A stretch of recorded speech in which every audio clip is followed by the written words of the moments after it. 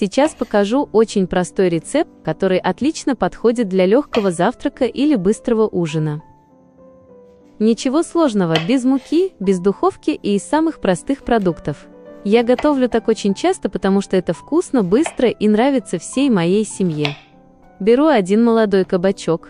Сначала разрезаю его примерно на 3 одинаковые части, а затем каждую часть нарезаю вот такими полосочками.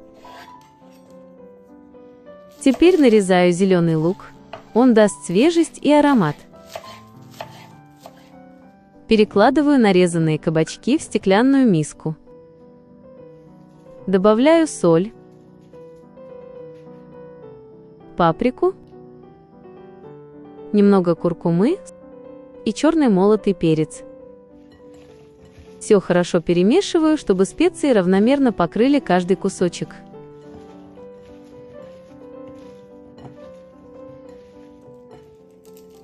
В отдельную стеклянную миску вбиваю 3 куриных яйца.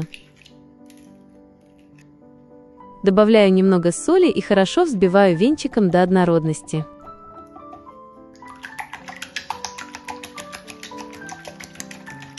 Кабачки уже промариновались. Теперь добавляю 1 ложку крахмала и перемешиваю.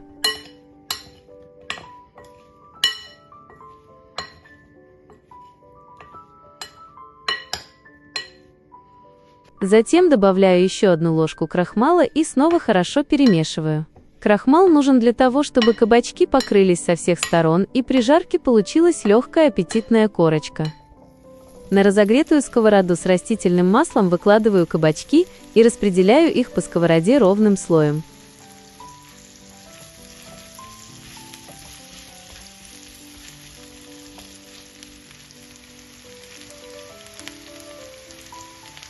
Когда кабачки стали румяными, заливаю их яичной смесью.